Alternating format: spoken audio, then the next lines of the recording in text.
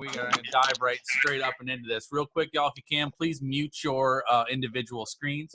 That way I don't have to manage you all. But you guys know how I am. I love interaction. I love seeing your faces, and I love hearing your voices. I just don't like hearing squeak, squiggles, and back feed and all that garbage. So if you got something to say, I'd love for you to say it, and just throw your hand up or drop a note in the chat. That way we can hear your voice, and just your voice, not everything else. But super excited to dive into this with you this morning. All you guys that are watching this on the replay, we're sorry that you missed us, but we're glad you're checking it out. You should have been here live, because live is just funner. Is funner a word? Funner's a word, right? We can use funner this morning. I love it. So I'm very excited to have this chat with you this morning, and I have a feeling that what I teach you this morning is not what you're expecting. I think you guys have. I think you guys kind of have a little bit of an idea of I think you have your own idea of what I'm probably going to teach you this morning.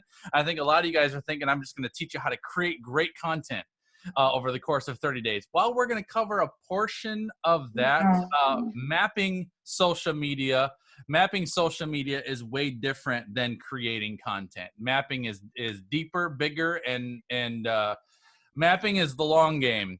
Creating, if I just come out here and just teach you how to create social content, that's short game. That's all right. How can I create some content for this week? What I want to teach you is how to map out a plan so you can consistently create great, effective content week after week after week after month after month after month. So I'm going to be teaching you process today, not as much as just how to create great content. So social media mapping is deep. This is a process that I actually created for myself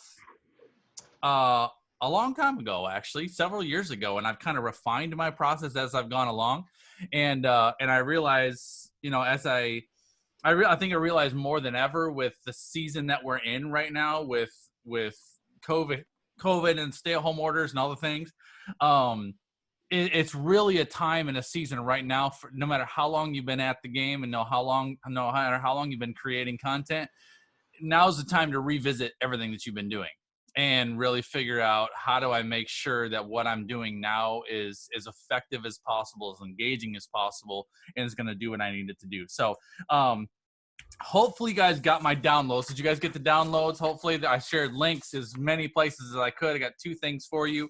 So I've got my mapping social media, which is a 30-day planner, and I got a 7-day content planner. We're going to spend all of our time on this 30-day baby, and I just put nice little blank lines because I've learned somewhere, whether it was from my mom and dad who are joining us this morning, mom and dad, whether I learned it from mom or whether I learned it from some school teacher, that you remember things better when you write them down. So I'm putting little blanks, just like a little school lesson this morning. So you're going to write those things down as I teach them. So hopefully you will remember. And then the 7-day content planner, you can just set that aside for a second, because we're not going to get into that until a little bit later into this. All right. You're going to notice, if you took any time to look at this thing, you're going to notice this is broken out in 5-day segments. So it's 5 days at a time. And you'll see that if you look at the left column, that it highlights 6 weeks. So this is really outlined to not necessarily actually be 30 days, like 30 days straight.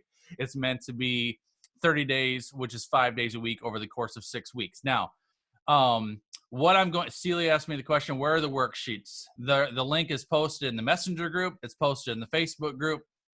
It's everywhere. So I can't, the easiest, it's just a quick link. What's the link? bit.ly/ what did I say, y'all? Do you remember? bit.ly/ map it with I think map it JC or something. I can't remember. It's in the Messenger group as well as the Facebook group, Celia, in case anybody didn't get that.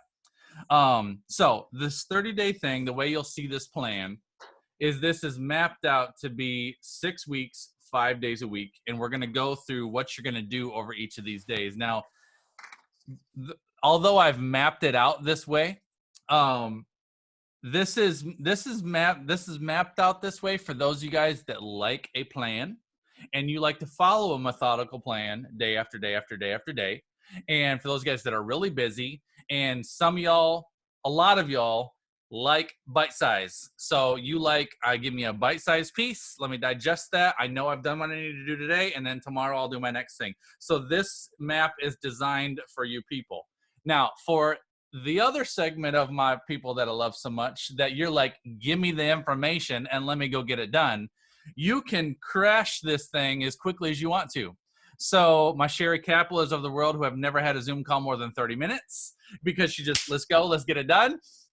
Once we go through what happens over these, I'm not going to call them 30 days. I'm going to call it 30 segments. Once you see the map of these 30 segments, some of you guys may blow through day 1 through 8 in one day, and that's okay. So it's going to be portions of work that you need to accomplish. So if you like the day-by-day map and you want to just kind of roll with that plan, it's a great plan. But if you want to move faster, there's nothing stopping you from doing so. Okay. So just want to set that up for you real quick. So let's dive straight into this thing, and we're just going to start taking this day by day by day. And really, again, what I want you to get through this process is we're not just talking this morning on how to create content. This is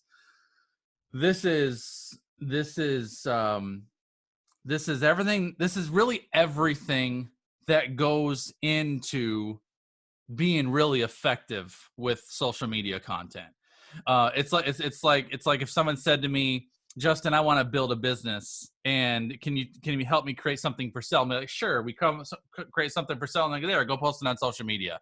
There's way more to going into selling and building a business than just creating something that you can sell on social media. And I think a lot of people approach content that way. I think they're like, oh, what can I share today? Or maybe I'll do a quick video, or maybe I'll do a post on Instagram. But there's very little thought or rhythm or structure behind what you're posting and why and what you're really trying to accomplish from it. So I want to build that foundation so that once you get through this, you realize this is all the things that really go into creating great content. And if you get all these things right, then creating content week after week, month after month starts getting really, really easy and really, really fun because you have a great system and a structure, and you can actually generate great results from it.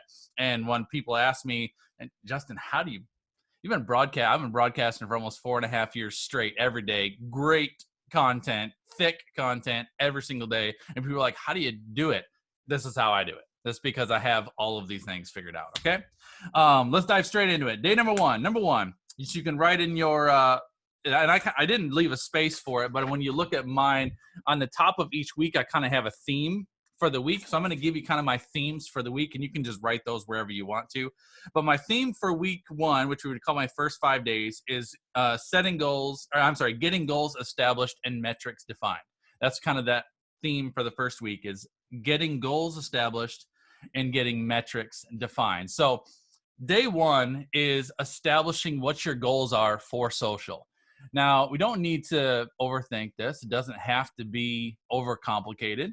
Really just want you to stop and think about, why are you on social media? Why are you creating content? And what are you really trying to do from it? So establishing a clear goal is the first step towards doing anything, because we got to understand what we're working for. So think of exactly what it is that you really want to accomplish. And I'll say this too, is that possibly your mission behind your content right now might be a little different from what it was back in January. And it might be a little different from what it's going to be come this fall. It could, right now, it might just be simply to raise brand awareness about who you are. And so maybe your goals are going to be around, I really want to get from averaging 3 to 5 live viewers on a broadcast to averaging 8 to 10 consistently. Maybe you have a type of content, and maybe it's not live viewers, but maybe it's posts, and you really want to create posts that get way more shares than you've been getting. So maybe you've been getting 1 to 2 shares. Maybe you want to get 3 to 5. Maybe you want to measure your success based upon website traffic. So hopefully your content is leading more to website visits. So you measure your success based upon website traffic. Maybe it's to generate new leads. One of the most significant and primary ways that I measure the quality of my social content is based upon new connections. So I don't pay a lot of attention to how many views I get or how many shares I get. Those are nice, but I don't measure my success on those. I measure my success on a monthly basis on how many new connections I'm making.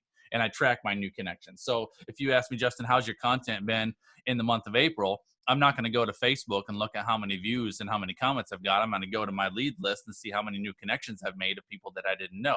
And if I have a short list of new connections, I'm going to be like, my content wasn't as good as it needed to be because I didn't make enough new connections this month. So that's huge on how I measure my success, is how many new connections I'm making. Maybe your goal is to nurture leads, and maybe you measure your goals by, I want to get people to a phone call. And so I'm going to measure by how many phone calls I'm able to get. Maybe it's a matter of how many people you get to join your group. So maybe your group is a big piece of your social content strategy, and you want people joining either probably your free group, your beta group, or there's a word for it, but I forget what it is. But the group that you lead people in to kind of cultivate relationships. Maybe it's a matter of whatever that is for you. So whatever that first piece is, and again, doesn't have to be overcomplicated. I think a lot of people overcomplicate goals sometimes, and this really doesn't have to be thick and deep. It's just really, why are you really trying to figure out social media content, and what are you really wanting to see from that? And so what is your goal? Establish what your social goals are. All right. Day number 2. And I see somebody asked me a question. Tammy says, are we supposed to print it out? Don't have to print it out, guys. You can print it out if you want to be able to write right on it. But honestly, this is what I show you. This is how my brain works. I just like, and I know a lot of your brains work this way. That's why I create it. If you like, you know what, I want to type each of these notes in a document as I go along, type it. You do this however you want. It doesn't have to be written on this document. Okay. So day number 2 is define your success metrics. So defining your success metrics is specifically how are you going to define the success of your social effort. So once you, on day 1, established what your social goals are, now you need to define how you're going to measure that. Which metrics are going to provide you with the right type of data so that you can determine whether or not what you're doing is succeeding. And that's pretty simple, right? I mean, if you decide that you want to, you're going to measure a huge portion of your success on how many people join your new group, then all right, I'm going to measure it by new group members. And when are you going to measure that? I wouldn't measure it daily. I would probably measure it on a weekly basis. If it's website traffic, I would probably roll 30-day windows, or 4 weeks at a time. So measure this month's traffic versus last month's traffic, because that can be variable. If it's new connections, like I measure my new connections on a monthly basis. I don't measure it on a weekly basis, because if I measure it on a weekly basis, that can be tremendously defeating. I may go a whole 7-day period and not make any new connections, and there's nothing wrong with that. But then next week I might get 5. So, it could, there's a variety of things that go into it. So based upon the metrics that you are going to measure, you want to also decide what's a reasonable time frame to measure those metrics, so that your data is accurate and that you can celebrate and get a real picture of what's really going on, but also not defeat yourself by checking it too often. Does that make sense? That's good. That's important. So define your success metrics. Very simple. That's number 2. Day number 3 is to list your challenges. And you're going to notice as I go through each of these that some of these may be something that you can knock out real quick. Like day 1, you might be like, I know what my goals are. You might be able to establish your social goals in a matter of 10 or 20 minutes. Success metrics may be the same. You might take some time. That might be 30 minutes, 40 minutes. Day 3, identifying your challenges may take you an hour or 2, or vice versa. You might blow through these quickly, or it might take some time. So that's why, again, I give these to you bite-sized pieces. If you want to just make this a day-by-day assignment, awesome. If you want to move through it a little quicker, do as you will. All right. So identifying your challenges is, I want you to, again, keep it simple, but I want you to make a list of the challenges that you are facing when it comes to social media marketing and creating social media content. I want you to think of barriers that you have that are keeping you from sharing social content, struggles that you're having with your content, whatever those are. Maybe it's I'm struggling to come up with new content. I'm struggling to figure out how to create great calls to action. I'm struggling with a schedule. I'm struggling to be consistent. I don't have a good space set up. I get nervous as soon as I go, and then I talk myself out of it. I have whatever. It could be stuff that's in your mind. It could be lack of tools. It could be struggles with time. It could be constant interruptions, whatever. List out the most significant challenges that up till now have stopped you from being really, really good, or as good as you could be on social media. A lot of them are excuses, because everybody likes to make excuses, but then all of us have got some stuff too that's just real stuff. And we want to list those things out. So take a second to list out the things that you are struggling with that are causing you to pull back from being really, really fully engaged with your social content. That's day 3, identify your challenges. Day number 4 is to establish solutions to your challenges. This is where you're going to go through your list of all the problems that you have outlined for yourself, and you are going to decide for yourself how you are going to overcome those challenges and how you are going to be the leader that your business needs you to be, because that's really what this requires of you. This has to be a decision that you make. This is something I think is really, really important. Probably more important than most people realize, that a lot of people that deal with struggles and frustrations in their life seek external help for guidance and wisdom on those things, and they want people to help them solve their problems. But at the end of the day, no matter how much help, wisdom that you get, the decision has to still be yours. Because if someone is telling you, all right, this is what I want you to do, because I do this all the time, right, with you guys. Well, some people ask me a question, how do I do this? How do I do that? But, all right, this is what I want you to do.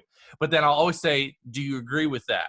And then I'll get you to make your own decision. I'm not going to tell you what time you go live. You tell me what time you can go live, and then you just tell me, and I'll check up on you on that. You tell me when you're going to create this and have it launched. You give me your deadline, and I'll agree with it and check in and follow up with you.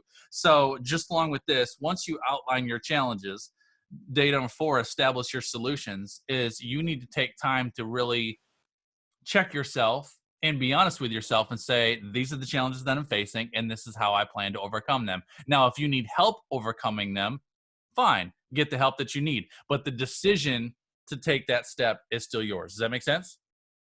Okay. All right. So day 4, brainstorm solutions. Day 5, we're going to keep rolling real quick. Day 5 is analyze your competition. I think this is important. I talk about this often. This doesn't need to be super deep, super heavy, but it is important to understand who's playing the game with you. The other thing that I have found, and I'm speaking just from my own personal experience, guys, that one of the things that I have found with myself, especially in my early growth stages, was it was tremendously helpful for my brain to see ideas of what other people were doing. Does anybody else find that? Like it's very helpful, like for me to see someone else do something, and I'm like, oh, that's such a good idea. I could do something like that. I mean, I did this a lot when I first started out, especially with creating content. And when I was early on, I was really struggling to figure out, what do I talk about? What do I do my next live on? I don't even know. So I would look up other influencers that specialized in a lot of the same things that I was doing. And I'd look at their blogs, I'd look at their lives, and I'd be like, oh, what a great subject. I could teach on that subject all day long. It's a great subject, but I'll teach it in my own way. So what I'm not talking about is I'm not talking about mimicking, and I'm not talking about copycatting. I'm talking about using your competitors as creative fuel and inspiration, and it may not even be competitors, maybe your peers. But taking some time on day 5 to analyze your competition. And this is what I would challenge you with, is I would challenge you, I would challenge you to identify 3 people that you really, really like what they're doing. Or 3 people that are direct competitors of yours, either way, and just find 3 people that you'd like to just pay attention to. I usually, at all times, have usually a running list of at least 3, sometimes 5 people that I am paying attention to. That I like. It's either I like their content, I like their style, I like seeing what they're doing. Another thing, it could be, I know that these people are direct competitors of mine, so I'm not going to be caught off guard. And let me just tackle this one real quick.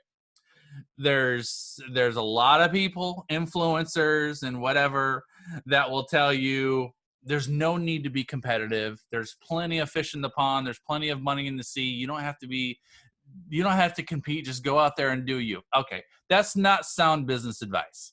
Every business has competition. All right. And this is the way I look at it. I agree there's plenty of fish in the sea. I agree that there's plenty of money out there to be acquired by all of us. But what I want to know is who is potentially taking market share out of my pocket, because I know every single person that I interact with has options. I'm not your only option. I'm not the only person that does branding on the planet. Believe it or not, I'm not the only one. I'm not the only one that does what I do. I'm not the only one that teaches what I teach. So there's other options out there. And the average consumer today, when they're looking for help or looking to invest in anyone for help in a specific area of their life or business, usually is looking between 3 and 5 people to try to determine who they want to get help from. So if I know that, I need to know who those 3 to 5 people are. So if you're considering investing in me versus considering investing in them, and then for some reason you choose them over me, I need to know why. All right. So I need to I need to understand that. So it's very important to know who your competitors are, and your direct competitors or your peers are the ones that your customer is probably paying attention to and could very seriously hire versus you. That's who your competition is. So when I talk about analyze the competition number 5, it's not necessarily just all of those are your competition. I follow people that inspire me. I follow people that I think have great content. I have one lady that I pay attention to has been doing branding for I think 3 years longer than me. She's very, very lucrative, scaled business. She's out of Australia, and I just love her style. I love her content, and a lot of what she do fuels a lot of ideas in me. And I'm not in direct competition with her because our demographics, our time zones, everything's so dramatically different. So I don't pay attention to her because I'm worried she's going to take my clients. I pay attention to her because her content and the way she operates her business inspires me. So that's very important to do that. I'm going to see Paul's comment. Paul, good morning to you, buddy. It's nice being here, man. I've learned by doing that is I was overthinking my content. Great point, Paul. And you got to be careful. And I'm glad you brought that up, Paul, because it's important to pick the right people. Because on the flip side of this, and I'm spending a lot of time on this point, but this is important. It's important to pick the right people, because I remember, like, there's one particular person I can think of that when I first started my business, I was very much inspired by them, looked up to them. They, in my mind, had influencer status and really loved what they do. But then as I kind of grew up in my business, we became direct competitors. And I kind of eventually kind of felt like they had it out for me, where they were coming in my lives, but they wouldn't interact with me. They'd only interact with my audience. They were making jabs at me in different ways through posts and through comments. And I was connected to this person. And I realized, you know what? If it's just a simple way to look at it. If you're connected to anybody that affects you negatively, you need to put some barriers up for that person. Yep. And this particular person, eventually I got to the point where it's just a weird situation. It's just a weird situation. I'm not going to go into it, but I felt like there was just a lot of stuff that was off. And what would happen was every single time I would see a post of them on Facebook or a Periscope video, it would affect me negatively. I'm like, I just need to not have this person in my life. There's no need for you to be in my life. So I blocked them across social content, unfriended them. Doesn't mean that they did anything wrong or malicious to me. It's just that, you're just not good for me. So I just block them off. So you got to be careful on who you select, and the people that you select to pay attention to should not affect you negatively. It should be now. I think, let me say this too, because it's important. There may be some, like what Paul's saying, where it makes me overthink my content. There's a difference between feeling insecure and feeling challenged, right? So I've got people that are, in my opinion, better than me. And so I'll look at them and I see what they're doing and I'll be like, that's so good. That doesn't make me feel insecure about myself because I know that I'm good at what I do, but it challenges me to be better. So I'm like, that's so good. I want to have something like that in place. I want to create a system like that. I want to have a webinar like that or whatever. So you got to be selective about that, and you got to kind of feel that out intelligently. Okay. So that's week 1. Very simple. That's getting goals established and metrics defined. Let's go into our second week. Your second week theme is optimizing your social profiles. Optimizing your social profiles. This is your next 5 days. So now we're on day 6. Okay. Day 6 is to determine your strengths and weaknesses. And this is in regards to social media. Okay. So, this is in regards to social media or anything that affects how you operate and engage on social media. But take a deep breath, take a deep dive, look at your social strategy and figure out where are you really, really good and where is there room for growth, and be super honest with yourself. What are you good at? What type of content are you good at? Are you good at relationships, but maybe you're good at relationships, but you struggle to articulate your words clearly. Maybe you are really, really good at doing live video, but forcing yourself to put a plan down on paper really, really is a challenge. Whatever that is. Whatever that is for you. Just take some time to identify what are you really, really good at that you can leverage? And then what are some of your weaknesses? And I learned this. Those guys have been following me for a long time. I learned really, really good, or I learned really, really early on in my business that I'm good at talking live. I'm good at talking live. This is how I roll. I like talking to people. I don't like typing stuff. I like it. It takes too long for me. I don't like it. And I was feeling early on in my business, I had so many people telling me I had to create a blog. Justin, you need to get into email marketing. You need to be building your list, and you need to be writing a blog, Maddie. Right? And I'm like, okay. And it's some of you guys that have been with me for a long time, I started a blog at one point, and I was trying to post a blog. You can have Justin go live on the topic of this. Be like, boom, let's go do it. We're like, Justin, write a blog on this, and be like, oh, really? I got to write a blog? I don't want to write a blog. So I was fighting that for a long time. And honestly, it was making me feel like I was an inadequate business owner, that I wasn't a great marketer because I didn't have an active blog on my website. And I'm like, that's bullcrap. You know what?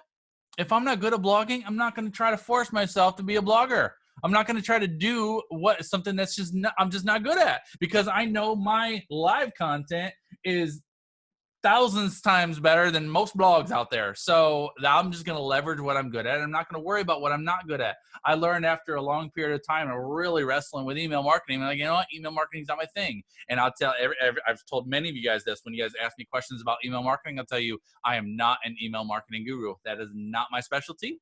If you want to get into email marketing, you need to find someone who owns that space. If you want to learn how to get really, really good on social media, organic reach, and creating live videos, talk to me. I'll tell you how to do that, because that's what I've mastered. But email marketing is not my thing. So I think it's important to understand what your strengths and weaknesses are, and don't be afraid of the things that you're not good at, and don't feel pressured like you have to do something just because it's popular. And there's a lot of things that kind of come along with growing a business, like building an email list and creating a blog and all these things. But I think it's super important for us to innovate and to find kind of your own lane, and really figure out how you want to leverage your strengths, so that people can really engage with you there. Because if you show up with your best and you put all your energy on your best, that's usually where people will be attracted, and you'll attract people that want that type of content. Okay. The other thing too with me is, like, I think about this now. I didn't really think about it before. I'm like, as soon as I start writing a blog, if I put all this effort and time into attracting people who like to read blogs, now I'm putting a significant amount of pressure on myself to serve an audience of people that expects that from me. And the people that like blogs read lots of blogs, not just mine. So then I'm up against people who are great at blogging, and I'm just not. So it's trying to fit yourself in a mold that you were never designed to be fit into. Okay. With all the smiles, I can see some of y'all are resonating with me this morning. All right, let's keep going. That's number 6. Determine your strengths and weaknesses. Now, before I go to number 7, another thing I'll say too is that it's important to understand what your weaknesses are and determine where you need help, or where you need to be more disciplined or more committed, right? So if one of your weaknesses, you really struggle to be consistent, that's a matter of your mind and your discipline. That's it. So if you struggle with discipline, you're like, one of my weaknesses, I really struggle with developing a consistent schedule. You've got to work through that, and you got to figure that out, because that is crucial to be consistent. Okay. Number 7 is to conduct a content audit. Conduct a content audit. This can be an audit of your own content, as well as for peers and competitors. Conducting a social media audit, or a content audit, to identifying best performing content and popular channels is a powerful way to help you really, really narrow and focus your content.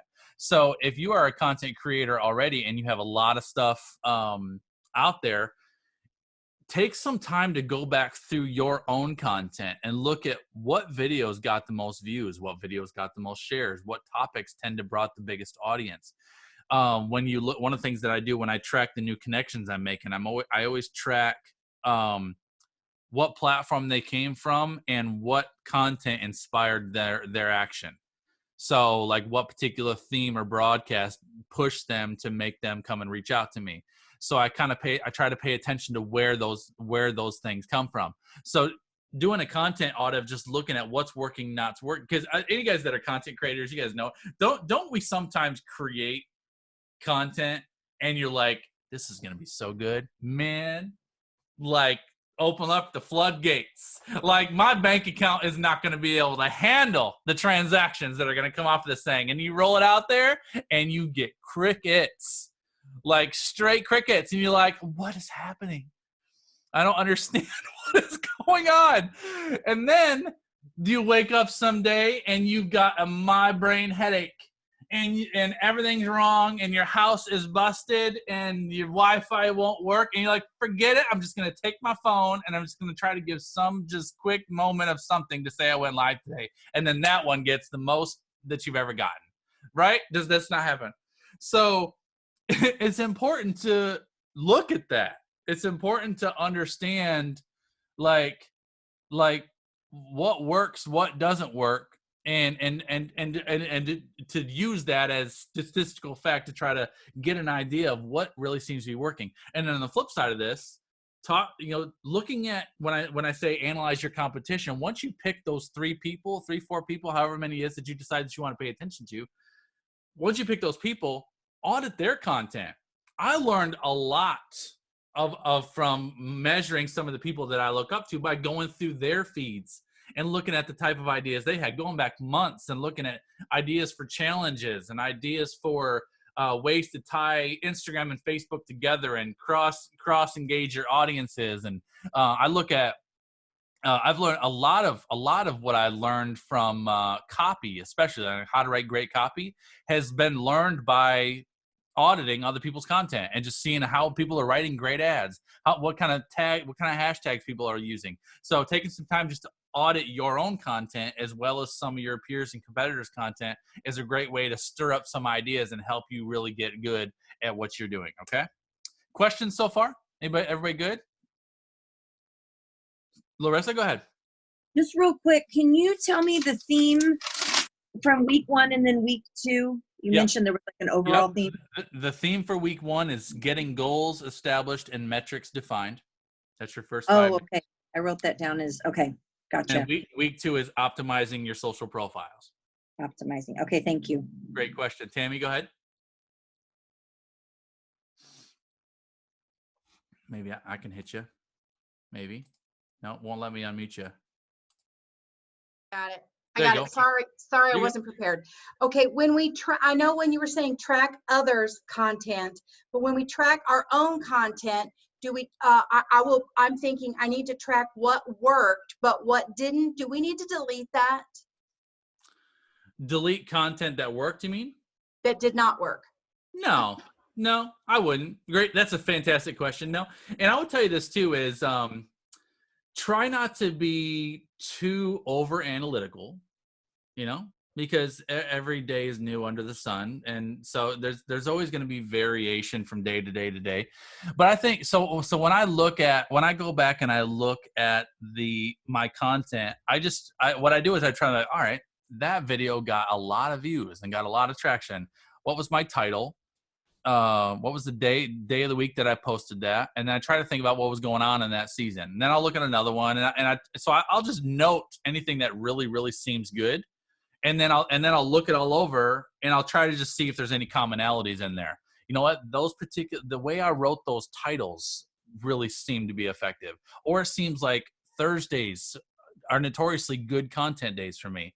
You can also look at days that are just bunk, You can look at days where it seems like your views are way lower.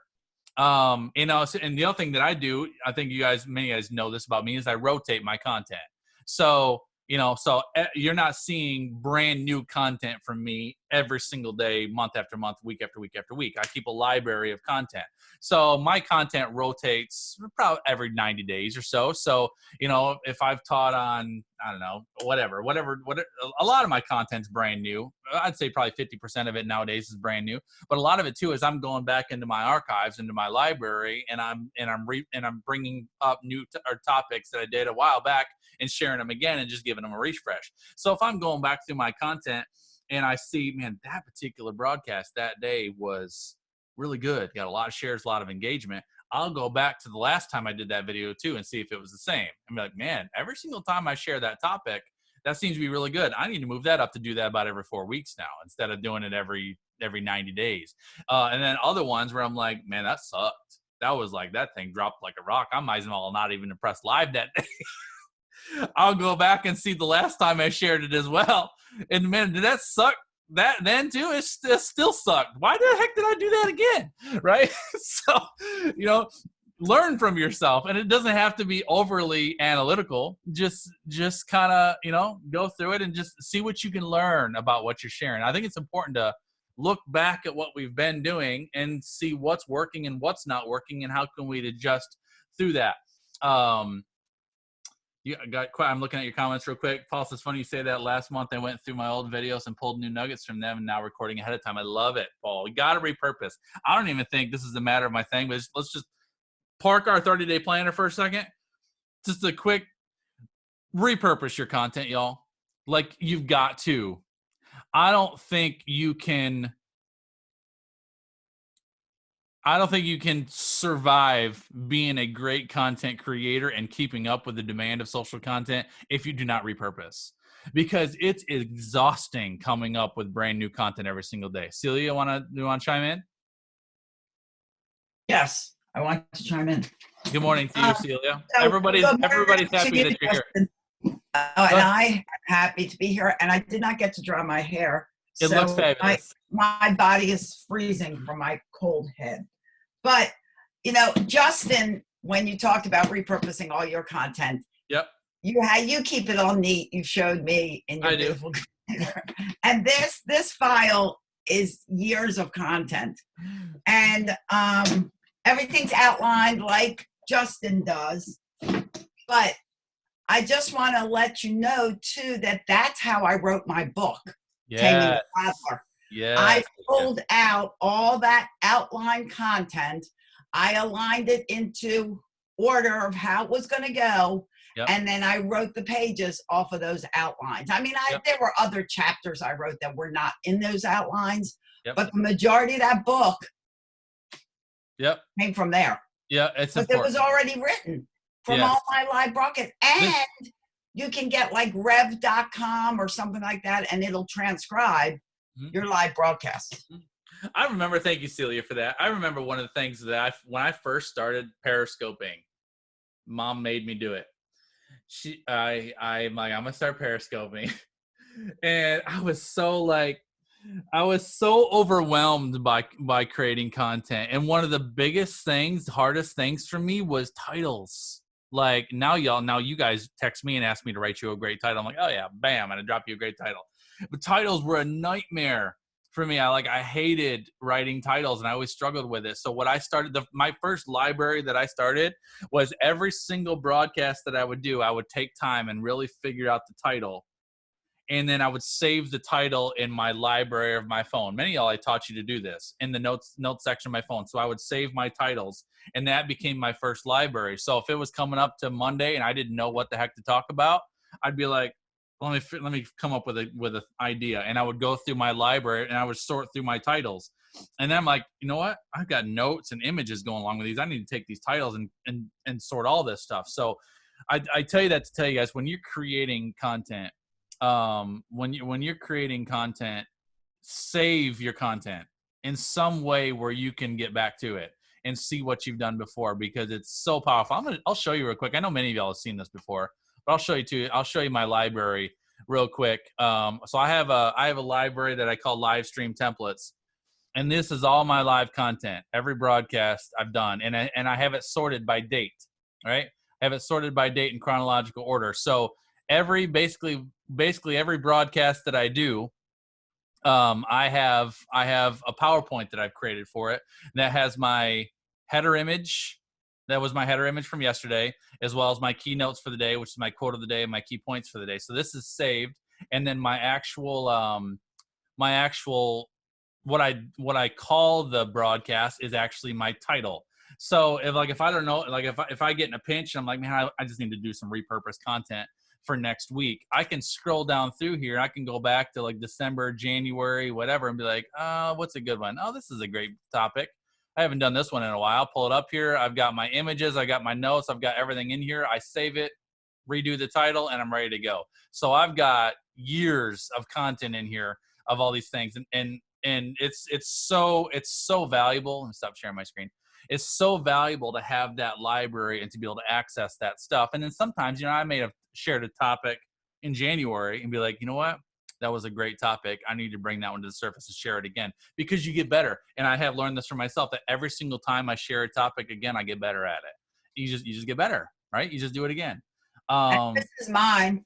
And I have a little date up here in the corner that says when I did it. So that shows the difference between how you work and how I work. See, whatever floats your boat. See, but I do date it, most of them, not all of them.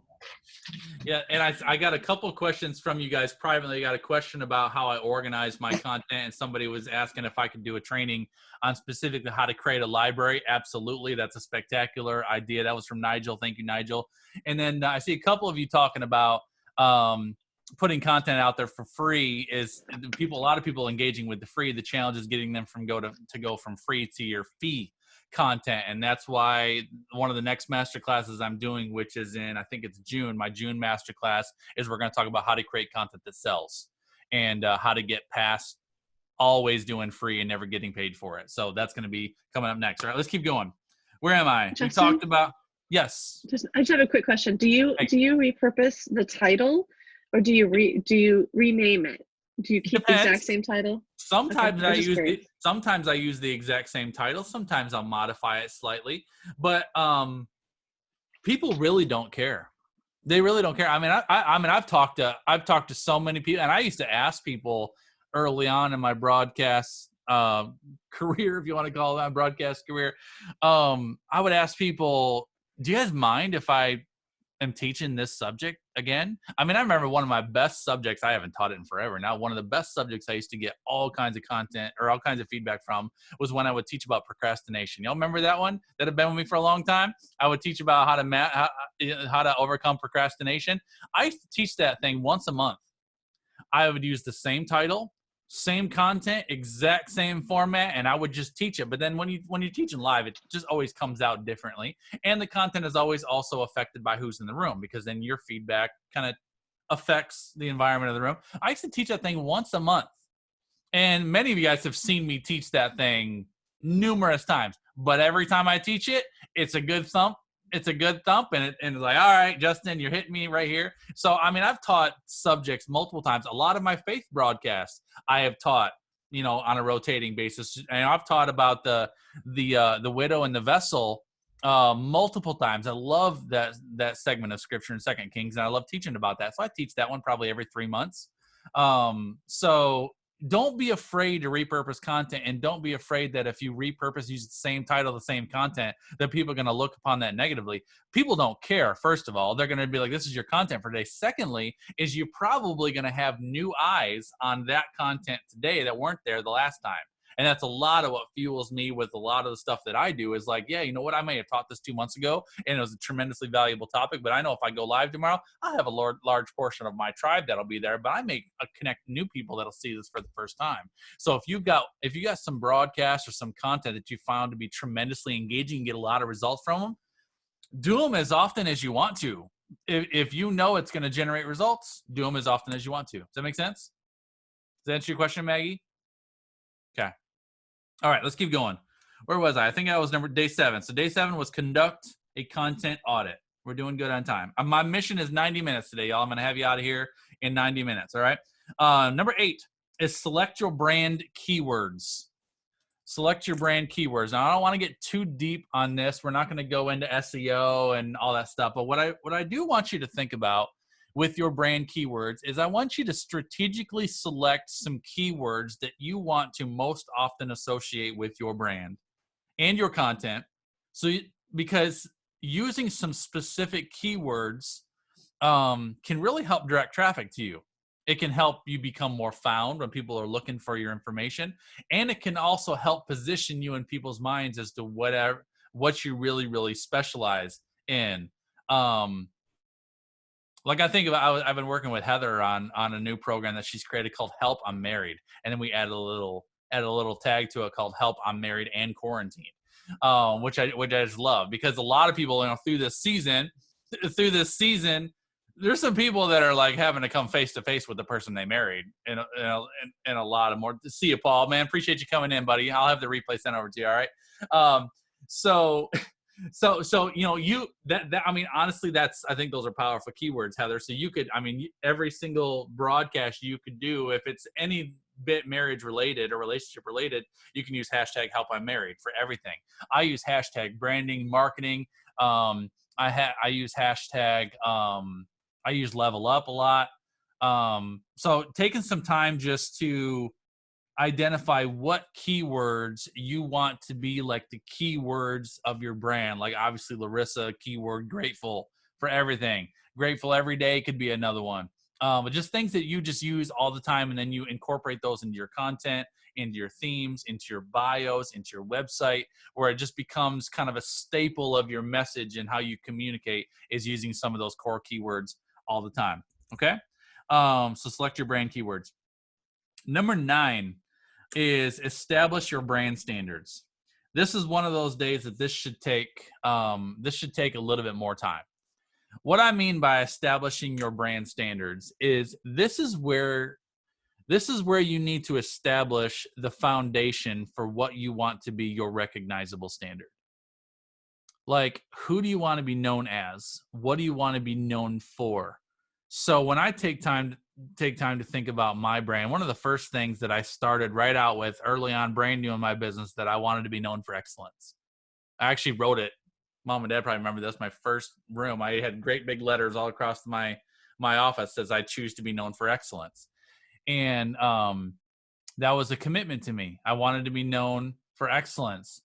So that became, for me, that was a decision, that was a commitment, that was a brand standard for me, that everything that I was going to do was going to be excellent. It was going to be more than what people expected. It was going to be something that was shocking. It was to be something that was like, geez, I can't believe he did that way, that much, right?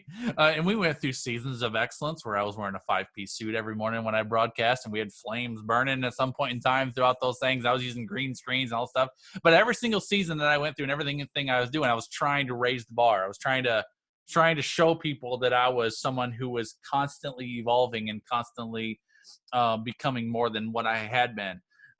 So establishing your brand standards is really just about establishing who you want to be viewed as. One of the things that, I think about when I ask myself the question, who do I want to be known as? Who do I want to be known as? I ask myself that question. And one of the things that I really, really want to be is I want to be influential. And I don't want to be influential from the frame of that I want to be, like, it's not that I want to be motivated by having influence or status. Is that I want to impact people's lives on a grand scale. So when I know that I want to be an influencer, that means that for me to be an influencer, then I have to be influential. That means that my decision and my actions and things that I do need to be focused on influencing each of your lives in a positive way as much as possible. And I think I do that.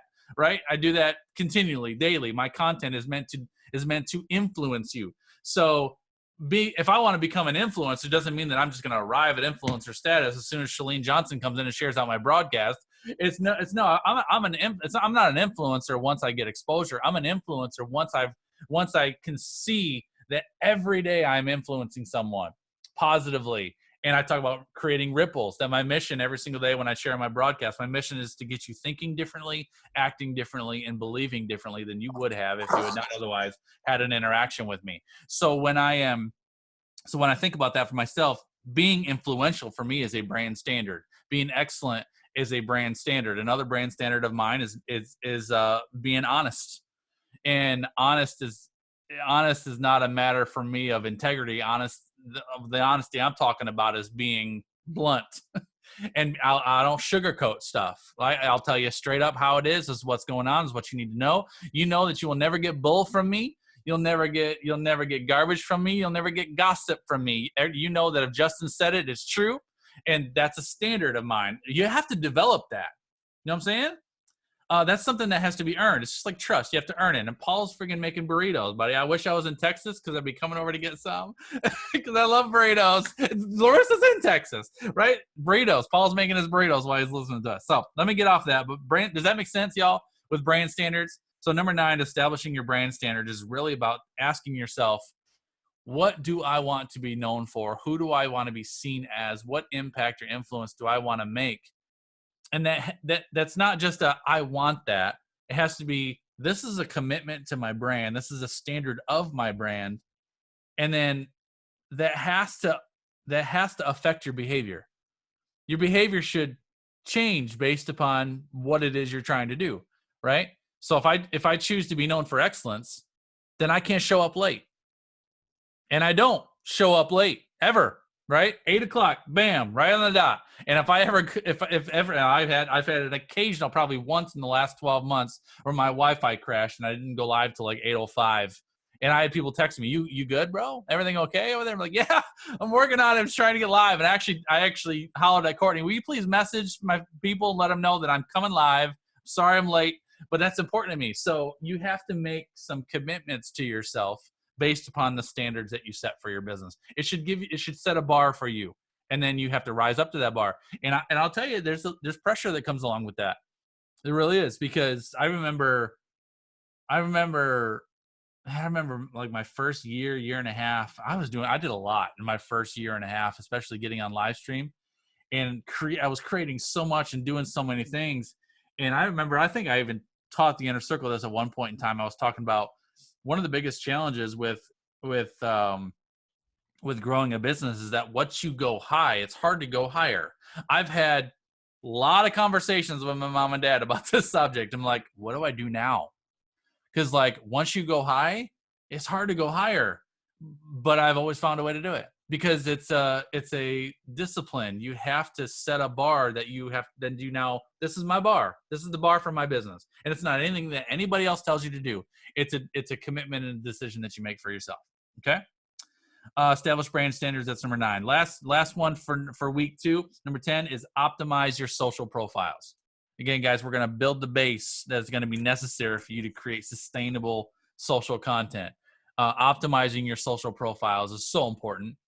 While much of our time is creating content, scheduling posts, and doing all the things that go along with that, your profiles are crucial. Your profiles are the face of your business, the storefront of your store. So a couple quick things that need to be addressed with your social profiles when you get to this point is, number 1 is an impactful and a consistent profile picture. I think it's very important to establish a profile picture that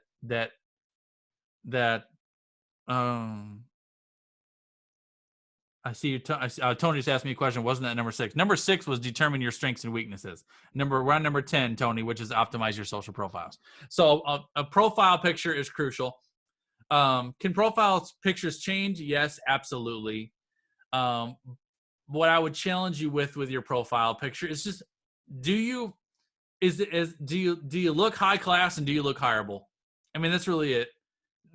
Will people view your profile picture, and do you look like someone who's hireable? Now there's wiggle room between your personal profile and your business profile. The only profile picture of mine that rotates every so often is my personal Facebook page. That's it. My business page, Twitter, Periscope, YouTube, LinkedIn, all of them, I have a professional photo there, and it's the same photo everywhere, and it sticks and it's there.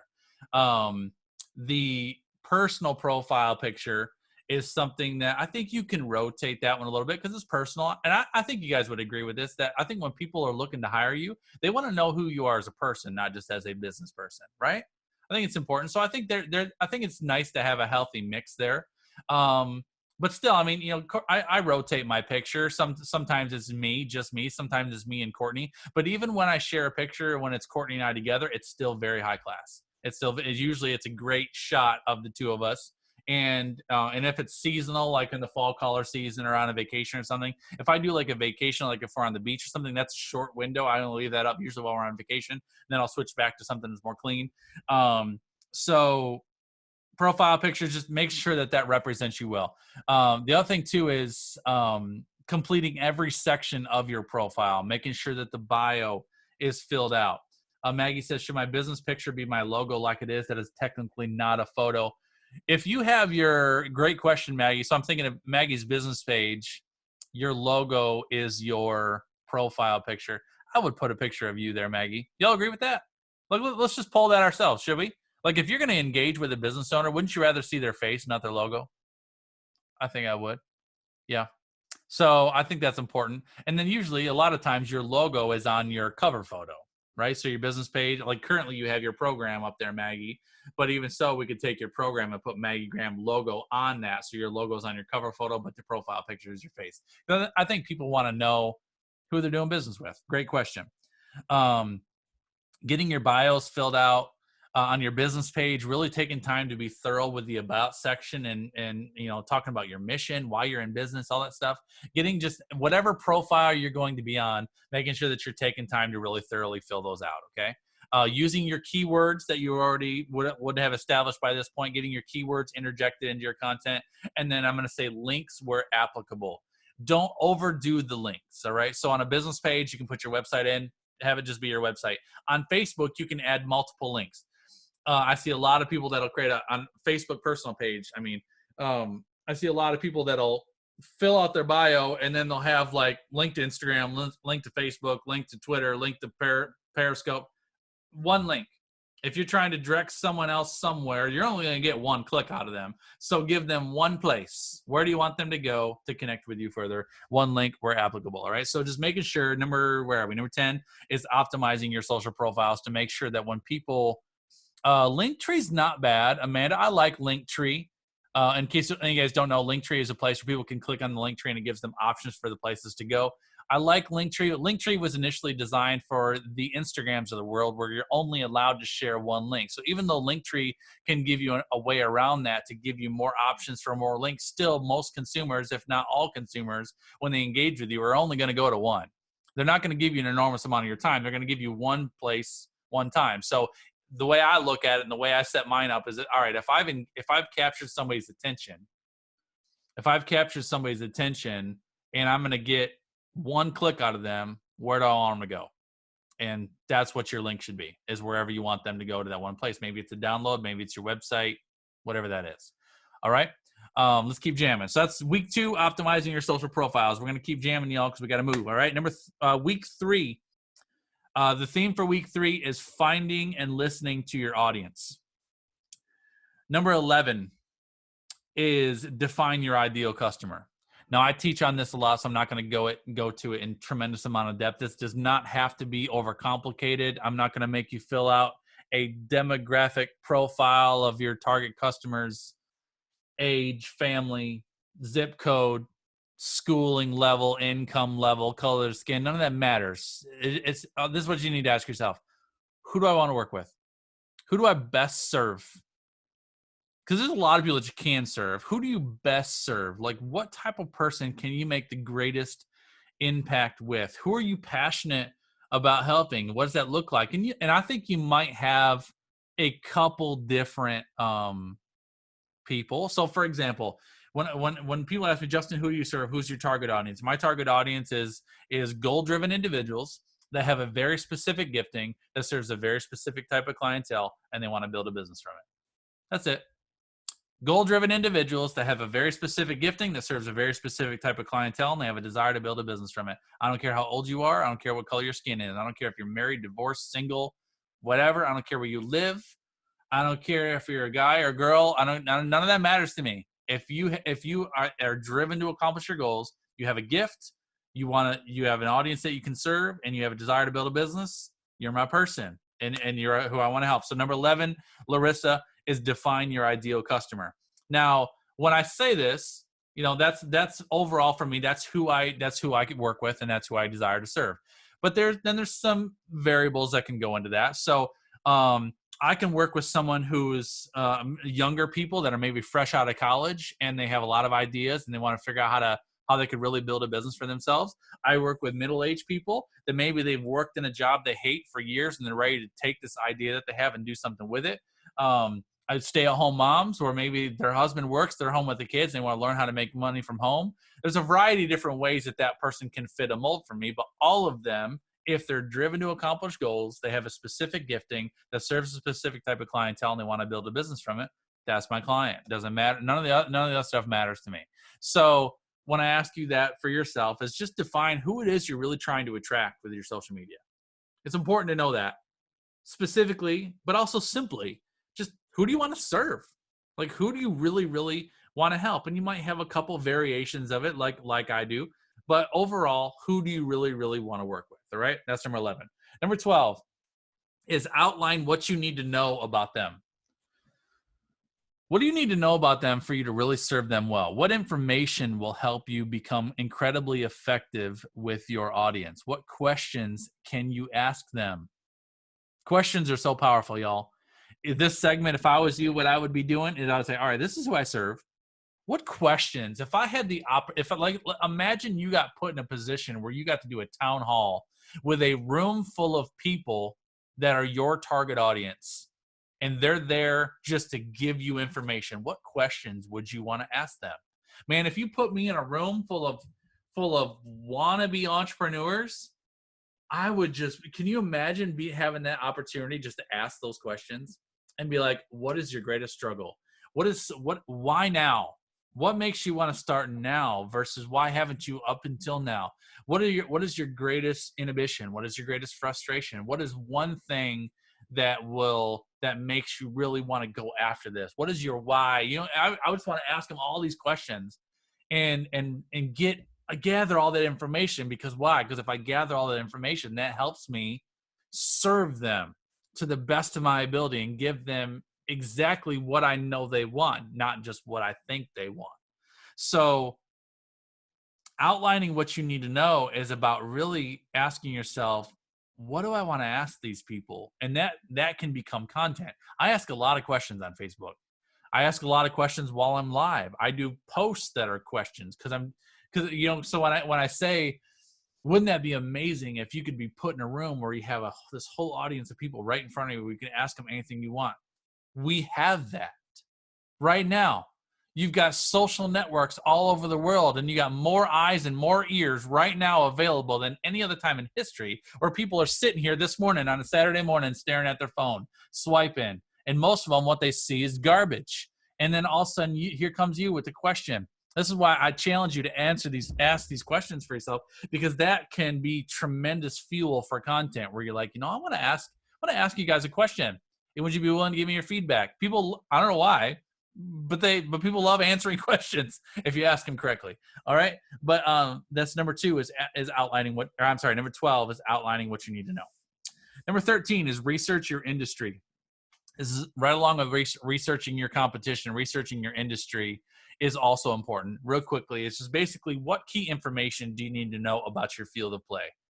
The statistics. What statistics do you need to know and be aware of in your industry? What challenges do you face? What are the trends in your particular industry right now? What's going to work in your favor? What can you leverage? What do you need to plan for? Just taking some time just to really understand and research what's going on in your industry. It's just a good thing to do. I usually do this on a monthly basis.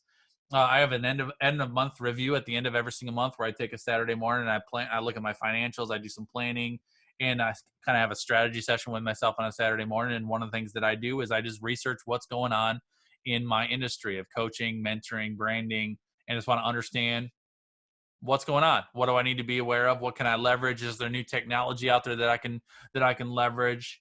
Whatever, just be aware of what's going on in your industry. That's important. Number 14, we're going to keep jamming. Number 14 is research your platform or platforms. Research your platform or platforms. That is basically doing the research for whatever social network you want to be your primary or primaries. If you want to be Instagram, you need to study Instagram. Don't just go out there and just start posting it. You need to study what's new with Instagram, because just like the world, our social networks are changing. I shared with you guys last night, a whole bunch of new stuff dropped with Facebook last night, and we got to be aware of that. right? So that's the thing. That's the thing about being a content creator. The minute you get comfortable is when everything changes, right? I mean, we all had plans in January. We're like, yeah, let's go get this new year. Aren't we going to come out? And I got some new things. I had all these plans, and then whoa, here we are in April, and it's like it's January 118th today. Like, we don't even know what's going on right now, and like how long is this gonna go on? So as soon as you get comfortable with a social platform, it changes. So whatever social platform is your one, do some research on that and make sure you understand what's changing, what's new, what do I need to be aware of, how can I leverage it the best. Tammy says, will you do a Facebook platform tutorial? I love that. That's a great new live changes. Absolutely, Tammy. That's a great idea. Thank you for that suggestion. Facebook tutorial, of course. And a lot of, just FYI too, real quick on this guy, a lot of what Zuckerberg announced yesterday, a lot of it hasn't even been rolled out yet. Like, as of this morning, I'm not seeing anything on Messenger, what I call it, Messenger Rooms. I can't see that yet. But as soon as I can see it and test it, and I can get fully active on everything that's new, that's when I'll tell you. It'll probably be a Monday morning Game Changers, that as soon as I can see what that looks like. Because in case you haven't heard, in case you didn't see my post, guys, Facebook dropped a bomb yesterday saying they're introducing a new group video platform called Messenger Rooms, where you can host up to 50 people for free, which just smoked Zoom yesterday. Zoom stock dropped 6%. As soon as the announcement came out, and it's been tailspinning ever since, because this hasn't quite hit the market yet. So pretty crazy. Where was I? Brainstorm. No, where am I? I am on week 3. Define your ideal customer. Outline what you need to know. Research your industry was 13. Research your platform was 14. Last one for week 3 is choose your content type or types. What type of content do you want to share? Do you want to be doing live video? Do you want to be doing quote posts? Do you want to be doing maybe you want to be doing pre-recorded little tips of the day, 2 to 3 minute video tips? Do you want to leverage YouTube and create up a library there? Do you want to do more in-depth masterclass type stuff? And this is where you guys can this one, and moving into the next week, this is where you can kind of start using this other guide that I gave you, the 7-day content planner. Is this kind of can guide you along with what type of content you want to plan out and where you want to share that. So choosing your type of content, the reason why I challenge you to choose your type is because you want to have a variety. You don't want to be a one-trick pony that only does one type of thing. You know, it's not. I think your audience, the social audiences out there, are looking for a nice mix of stuff. I think it's also good to mix. How would I describe this? I think it's good to mix serious levels, for a lack of better words, right? So like yesterday morning, I'm doing a live video. What did I talk about yesterday? I did a thick conversation yesterday. It was a great conversation, I think, but I did my faith broadcast yesterday with 7 ways to determine whether you have a transformed mind or not, right? I think it was a great broadcast. It was heavy, it was deep, and it was challenging. So on Friday morning, I'm posting 7 ways to determine whether you have a transformed mind. And 7 p.m., I'm posting a picture of Courtney coming into my room, dancing upside down while I'm trying to work, right? TikTok video. But wasn't that not the funniest thing in the world? It's like the funniest thing you've seen on social media in forever. Courtney being Courtney. But I think that's healthy for my audience. Like, just give me some serious, give me some real, give me some fun, and let me just experience all of that. So coming up with a variety of content, I think, is important. So choose your content types is number 15. And again, everything I'm taking you through, you guys can see this is progressive. Every one of these days, this is helpful, right? It kind of builds day after day after day. It kind of helps you create a rhythm. So the first time you do this, it should be tremendously enlightening, I think. And it should really put a lot of things in motion for yourself. Once you do it once, then it's just going to be a matter of checking in with it and just maintaining it. But doing this for the first time should really, really shift some things for you, okay? So week 3 is done. Week 3 was finding and listening to your audience. We're done with week 3. Week 4 is creating your content calendar. That's where I give you this 7-day thing just to help. I find this helpful. I like planning a week at a time, 7 days at a time. and this helped me. I'm sorry, where am I? I'm on the right thing. Yeah. This helps me plan kind of my week, what I want to post each day. And I don't put every bit of my content on this thing. I put the things that are like all my lives I plan out ahead of time. And then I plan my engagement post. So we're going to talk about that in just a second. But like the video with Courtney last night was not planned. It's just Courtney being Courtney. We caught it on video. I'm like, that's totally going everywhere. That's going on TikTok. It's going on Facebook. That's going on my stories because that will give me a lot of interaction. So some stuff will just come up and that's fine. You don't have to plan out everything, but you want to plan out majority of what it is you're doing. So you're doing it intentionally. Going to week 4 now. Week 4 is creating your content calendar. We're starting on day 16. So day 16 is developing a 7-day posting schedule. When I talk about creating a 7-day posting schedule, I'm not talking about like, tell me exactly what content you're going to share next week. I'm talking about what type of content are you going to share, where and when each week. So like I broadcast live Tuesday through Friday publicly every morning at 8 a.m. I do Game Changers on Zoom every Monday morning at 8 a.m. I do a post. I usually do an engagement post Monday night, Wednesday night, and Friday. Monday night, Wednesday night is an engagement post. Friday night is usually something fun and funky, just something that's enjoyable for a Friday. So I have kind of a rhythm for the way I go about my content. So for you, this is just a matter where you brainstorm, what do I want my 5 or my 7-day content schedule to look like? And it's about creating a rhythm, a consistent rhythm of people knowing what to expect from you. Okay. Number 17 is brainstorming content ideas. So once you get to this point,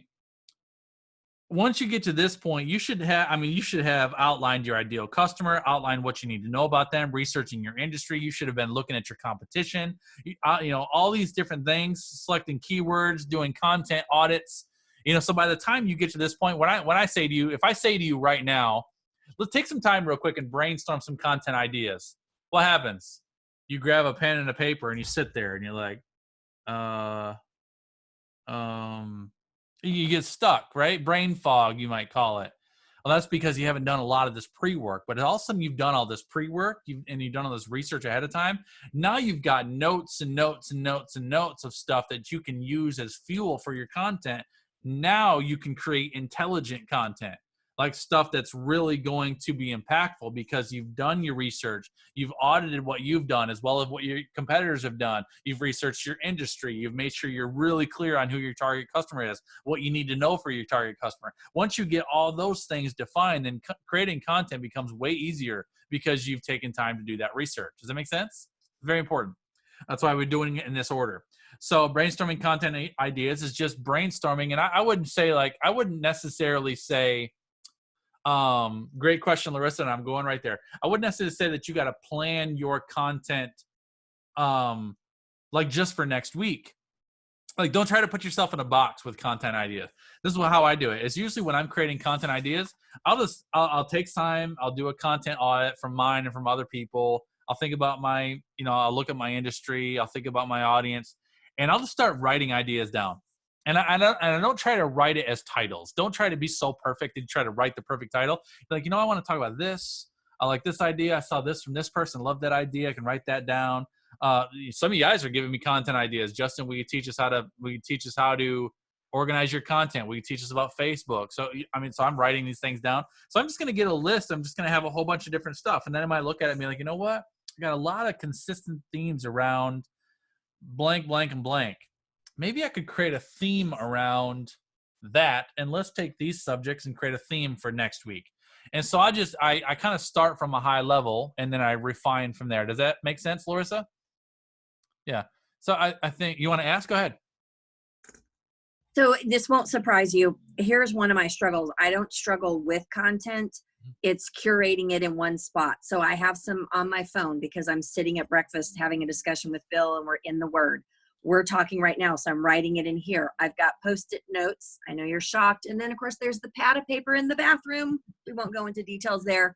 Yes. So when you talk about like reviewing your week, I'm assuming you would say curate it all into one place, because then I'm like, oh, I have this idea that so-and-so shared, but I don't know where I wrote it. Yes. Great question. And I do a lot of the same thing because, I always, when I'm doing my live content, I've shared this with you before, I always have my journal open on my thing. So if I'm in the middle of a live, I'll get an idea and I'll jot that down. And then sometimes I have my notepad out here. I'll be writing on notepad. Sometimes I'll type, if I'm laying in bed and I get an idea, I'll type it on my phone. So I get a lot of those things. But then I think what helps me is I plan time to plan my content. So I use, all these places, whether it's my journal while I'm live or whether it's my phone when I'm kicking it upstairs or whatever, those things capture ideas.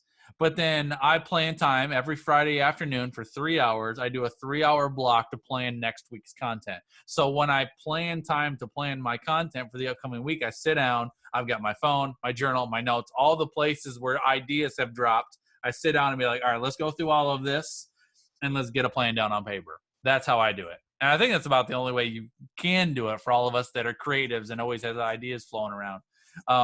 Anybody else have thoughts or ideas or feedback you want to chime in on that and how you find effective to create content, Celia?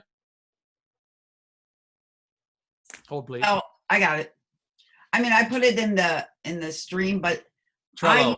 I use notes on my phone, and I use voice recorder when I'm driving, which I'm not anymore.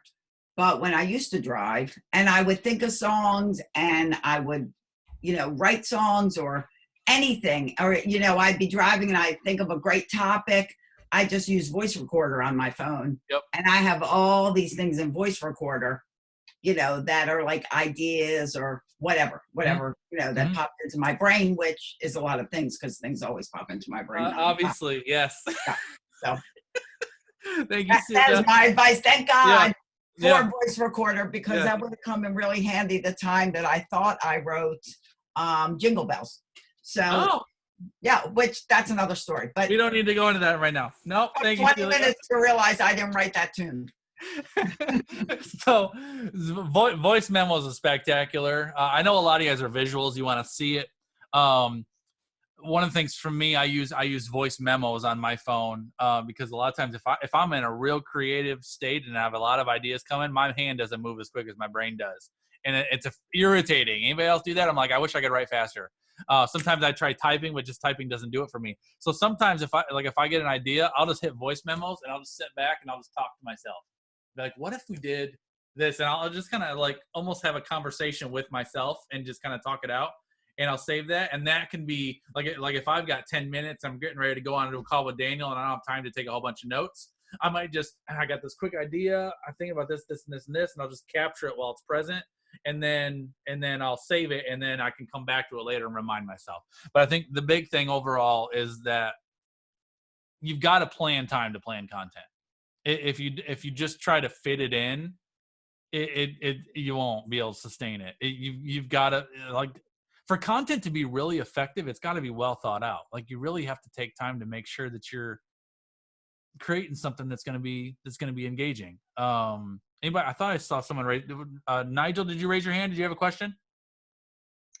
I was messing with the stuff, so gotcha. No, I didn't No have worries. a question. You're Sorry. Good. Okay, you're good. Let's keep going. So create your content. That was number 17 was brainstorm content idea. So now number 18 is create your content, and that's very simple. And this is where you have to create a plan. It really, number 18 could be create a plan to create your content, but that's too many words. Create your content is really, you have to establish a schedule. Just like I do a lot of thinking, brainstorming throughout the week, but every Friday from 1 o'clock to 4 o'clock for 3 hours, I map out my entire next week's content and I get it all done. So I go into the weekend ready for my upcoming week. And there's occasional things that come up that can interrupt that. But for the most part, that's my schedule. My mission, no matter what, is that I will not end a Friday without having my content prepared for the upcoming week. And that's Courtney was dancing around my office last night trying to get me to hang it up. It's because I hadn't finished creating my content for next week and I had some things that I wanted to change. So I worked until 9 o'clock last night trying to get my content done because I had some disruptions yesterday. But regardless, I will not hang it up on a Friday until my content's ready for next week, because I can't relax on Saturday and Sunday if my brain's busy and if I feel like I'm unprepared. So create your content. That's number 18. Number 19 is create your content bait. I'm sorry, create your bait content. I'm going to say it that way. Create your bait content. So what bait content is how do I say this? Bait content is basically the type of content that you create that's going to attract people to the good stuff that you really want them to engage with. So for example, if I know on Wednesday, I've got an awesome, I did it this past week when I launched my app. So Wednesday was my launch party, right? I wanted as many people as possible in my launch party. So on Monday and Tuesday, I was doing content bait. I posted on, I think it was Monday. I posted just my brief introduction. My app is live. I'm doing a challenge for you. I want you to go and download my app, take a screenshot, post the screenshot in the comments, and that's going to enter you into a giveaway for Wednesday. That's content bait. I'm trying to get as many people to comment on my post as possible so that I can respond to them and I can stir up that post, because I know that every single person that comments on that post is going to likely be notified of my live video on Wednesday. So I'm creating bait, engagement bait, to get people connecting to me so that when I come live with what I really want them to see, they're more likely to be notified of that. Does that make sense? Okay, so engagement bait's important. So when you're doing lives, I've had people ask me this question, Justin, is it really necessary for me to go live every single day? Can I go live like 3 days a week? I'm like, you can do whatever you want. It's your business. I'll just tell you a part-time effort doesn't generate a full-time income. So if you want a full-time income, you got to give it a full-time effort. But it doesn't mean that a full-time effort requires you to go live every single day. But if you're not going to go live every single day, what I really want to make sure is that you have great bait in between the days you do go live. So if you're only going to go live on Monday, Wednesday, and Friday, then what can you post on Tuesday and Thursday to stir up engagement? So when you do go live on Wednesday or Friday, that people are much more apt to see you and join you live. So once you've taken time on day 17 and day 18 to create great content, now day 19 is creating your bait content, and that's the type of content that's going to stir up engagement. Those are those questions posts. Those are those posts that you can get a lot of people commenting on because it really, really stirs them up. Remember, it's a very simple aspect of the Facebook algorithm is that when someone comments or interacts with your social media content, Facebook's like, oh, you like their content, we'll show you more of it. So if you've got something important coming up tomorrow that you really want people to see, get them commenting on something today. So that way, once you come out tomorrow, they're more likely to see that. Does that make sense? Questions? You good? All right, let's keep jamming. Number 20, the last piece of this week is create your visuals. Visual content is almost over 300% more likely to be shared than regular text content. That's why Facebook introduced the filters. Like if you type a post, you can type a regular post, but you can put those color filters behind it and you can change the filters. That's why Facebook did that, because visual content is more than 300% more likely to be engaged with and shared. So it's good once you've created, I do this, once I've created my content ideas, I've created my core content, I've identified my bait content, then I take time to figure out what visuals do I want to create for this? What imagery do I want to create? You guys know every one of my videos always starts with a image. I take a lot of time to really plan those images well, but then I use them everywhere. I use them when so I post ahead of time, going live tomorrow, and there's always a great image that goes along with that. That image becomes the cover of my video. When it goes on YouTube, it becomes the screenshot of my video. It's well branded. When it shows up on my app now, that image is there. So you can create images any way you want it. That could be as far as what I'm talking about with like creating great branded images. That's one thing, but it could also be too. I want to ask this great question to you moms out there about X to get this information from you. What kind of picture can I post to just bring up the emotion a little bit? Because as well as I do, I can ask you, Mom, what is one of your greatest frustrations with the kids at home during this pandemic? And I can just write that post. But then if I write just that post and then I post a picture of a mom that's like sitting on her couch with kids all over and food on her face, and it's like, I feel like that, right? And so you put an image with it, it completely changes how the post feels. So this last piece about number 20 is creating your visuals. It's about finding imagery Thank you, Amanda, and have a beautiful day, buddy.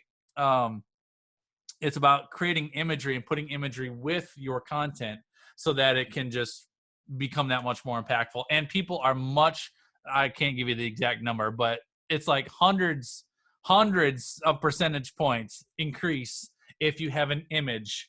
People are much more likely to share it because people just like sharing that stuff. So imagery and video is powerful, okay? Let's get into week 5 real quick, y'all, all right? Week 5 is tie it all together. That's your theme for week 5. Week 5, day 1, which is day actually 21, is design your call to action. Now, what I'm actually going to give you the next 3 days, because I want to explain them all together. So if you're writing this in your notes, day 21 is design your call to action. Day 22 is create a first step. And day 23 is create a freemium. The reason why I give you all 3 of those is because all 3 of those are uniquely different and can be leveraged differently.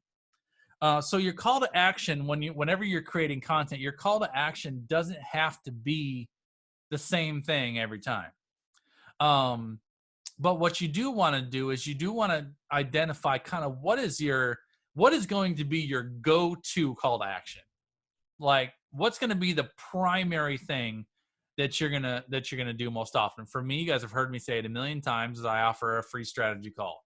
And so majority of the time when I get done with a live broadcast is I will invite people to have a free introductory call with me.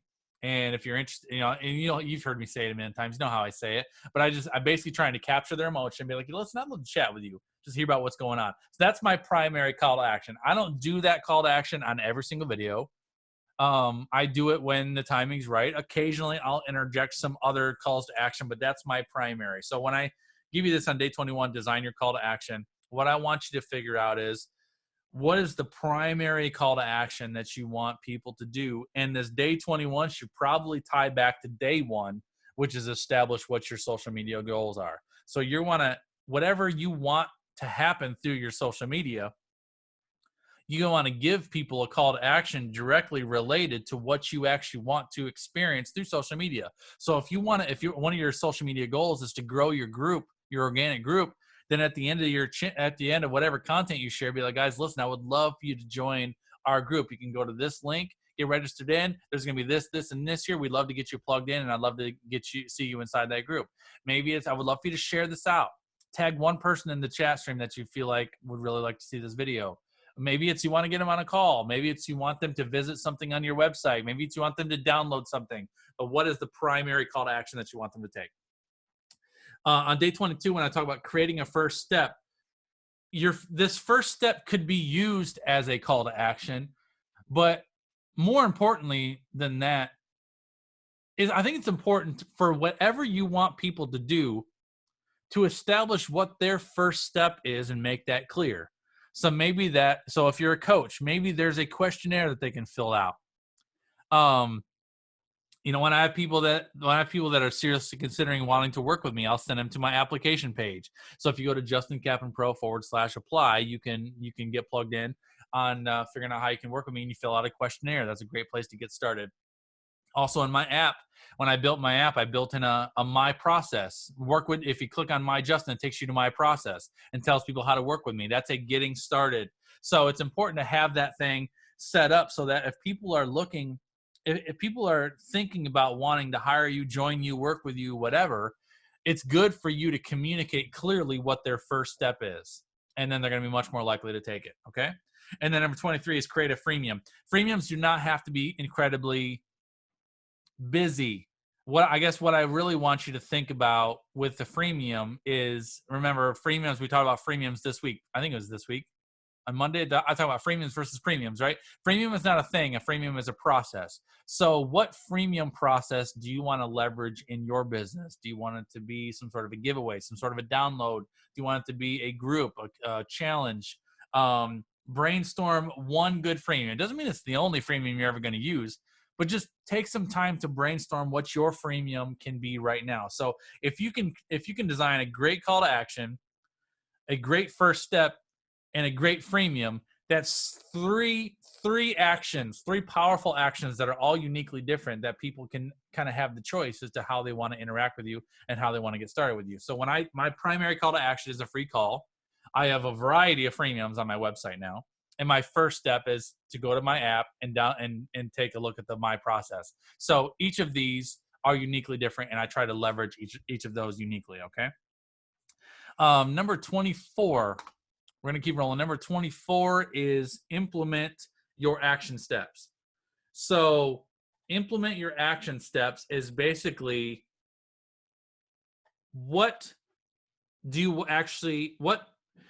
how do I say this? We've created your content map. By the time you get to this point in this schedule, you have already created your content map. You've created your bait content. You've created your visuals. You know what your call to action is, your first step is, and your freemium. So you got all these resources established, and you know how you're going to leverage them. Now what you want to do is you want to take your options for your calls to actions, which would be what is your primary call to action, what is your first step they can take, or what is your freemium. So you got 3 things that you can have people do. And you want to take those 3 things and then look at your content schedule and be like, all right, what actions do I want to apply to each of these content days and where? So on this day, Monday, Tuesday, and Wednesday, I want to invite people to a free call. On Thursday, I want to have them go to my first step. On Friday, I want to get them to download my freemium. Does that make sense? So you create the content first, then you create the actions, and now I say, all right, how do I want to apply these actions to the different content that I'm creating? And that's different every week. For me, like when I do this, I map out my content first. I figure out this is the content that I'm creating. And I'm not creating the content based on just what I'm trying to sell. I'm creating the content based upon what I think people need and what they really, really want to engage with, what's going to stir them up. And then when I look at that content, be like, you know what? That day is going to be a great day to bring up a free call. That day is going to be a great day to send them to my website and have them download something. This day is going to be a great day to get them on my app and have them go to my process. That day, I'm just going to pull back and just be like, the call to action is simply apply what I'm teaching you today. I'm not going to try to get anything out of them. And then Friday, I'm going to do this. So you build the content first, and then you outline your calls to action, and you figure out how you want to apply the call to action to the content, and you tie it together that way. All right.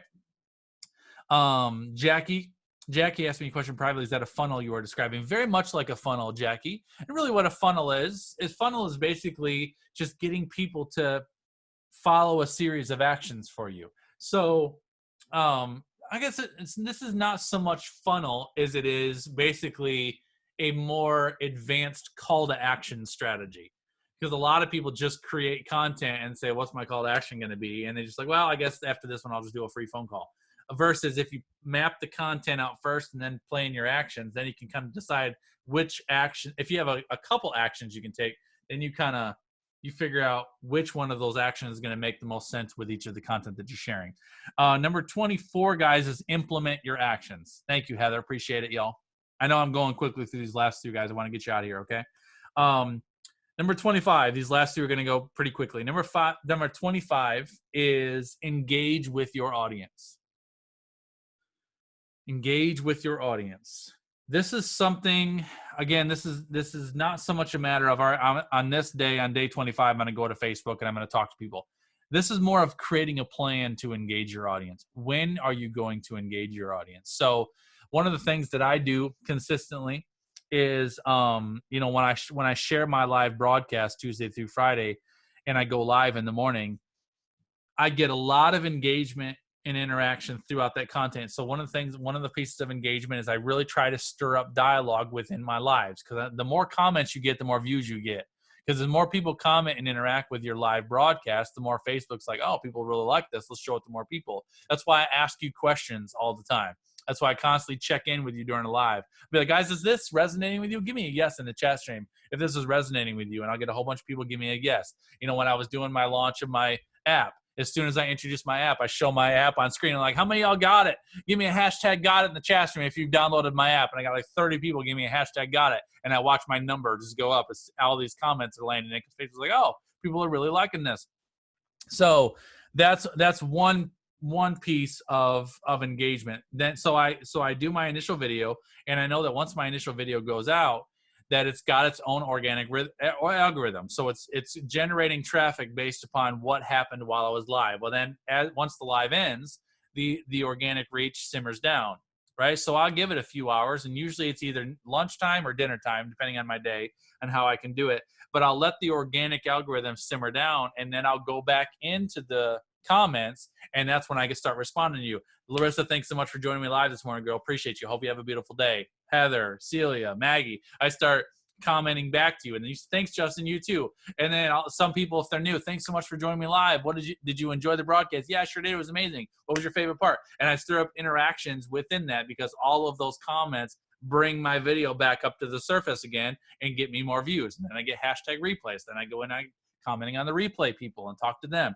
So this number 25, engaging with your audience, is about creating a plan for how and where and when you're going to engage your audience and re-engage your content to keep your content flowing, and also show people that you care, that they're there, right? That it matters to you. This is a business, y'all. This is a job. So I think a lot of people get caught up thinking, well, Justin, that's a lot of work. That's a lot of work going and commenting on all those posts and going back. Oh, I'm sorry. I thought you were running a business over there. I didn't know that you were just, I'm like this. Yeah, it's work. It's a business. It's fun. Would you rather go, I'm not going to get started. Would you rather go do something that you hate doing, or would you rather sit and talk to people that connected with the content you shared, and they're paying you their attention? I've joked a little bit before that a lot of times social media handle a lot of people handle social media like a passing by a stranger on the street. When you imagine people walking down the street and you see someone coming up, and you're like, one of you girls, and you see some lady and she's just got a pair of shoes or a purse or a handbag that's just like, and you stop her in her tracks, and you're like, girl, I'm sorry, I just gotta stop you. I love your handbag. You're so put together today. She's like, boop, and she pokes you on the forehead with her thumb, and then walks right by you and keeps going. And you'd be like, what the heck? But that's what people do on Facebook. Someone stops and pays you some attention and gives you some time, and you're like, I'm like, don't give them a like. Talk to that person, because they're talking to you, right? Don't poke them in the forehead with your thumb. Or can you imagine Justin, you look so good today, buddy. Be like, and then I just keep right on going. No, you're going to stop and say something back, right? So talk to people like you're a human being, because there is an actual human being on the other side of that screen. Engage with your audience. That's about really what that one is. It's about creating a discipline and a plan and a commitment that you're going to go out there and you're actually going to engage with these people. Because honestly, being a great social media marketer is probably 10% the content that you share. The other 90% is what happens after the content that you share. And it is really. Because if all you do is just put content out there and then you disappear, you're not a marketer. You're not going to get anything from that. There's such a discipline that has to be established about what happens after the content and in between the content and moving those people along. Okay. Last week. Yes. Another great idea too, that I do a lot, and I do it a lot when I'm in other like parenting groups and stuff, is when I've done something in a group, like I've offered a tip or whatever, I'll go back to like an old video or an old live, and I'll comment on it again, or I'll see who's commented and I'll respond to that comment, and it brings that thing that you posted back to the top. Yep. So like if you're trying to get attraction from other groups, that's a really good thing to do too, as well as your own page. Absolutely. Love it, Celia. Love it. All right, y'all, let's wrap this last week up and get you out of here. Okay. Last week theme, week 6, is impact, track, and adjust. Impact, track, and adjust. That's your theme for the last week. Day number 26 is create a database. Create a database for the people that you are connecting with. Now, I'm gonna call it a database. A database sounds scary. That can be in your planner. It could be an Excel spreadsheet file. It could be Celia got something off Amazon. Celia, can you remind me again? It's like a client tracking form book type thing or something, right? Or just some mechanism. All you need to do is just figure out this in your own way, is just figure out some way that you can keep track of the people that you are connecting to. That's important. And I use Microsoft Excel for mine. So I track new connections, but then I have different Excel files all in the same file. So basically, I'll track new connections. Who is it? Their name? When did they connect to me? Any notes that I want to put in on that. But then as soon as they hire me for something, I move them over into current branding clients, or if they become an inner circle member, I'll move them into the inner circle. So my people move along based upon where they are. But it helps me keep a running list of new connections that I'm making, where they're at. I note downloads that they've downloaded from my website, what platform they came from, if we've had a conversation or not have a conversation. This is your business. This is bookkeeping. This is business bookkeeping. Now, I'll tell you this, I hate bookkeeping. I hate it. And I don't know why I hate it, because my dad's really good at it. But I just really hate bookkeeping. Maybe it's because it's not as creative as I want it to be. It's not as fun. But it is necessary. It's something where there it is, Celia. Please, what is that? Phone call logbook? It's a logbook.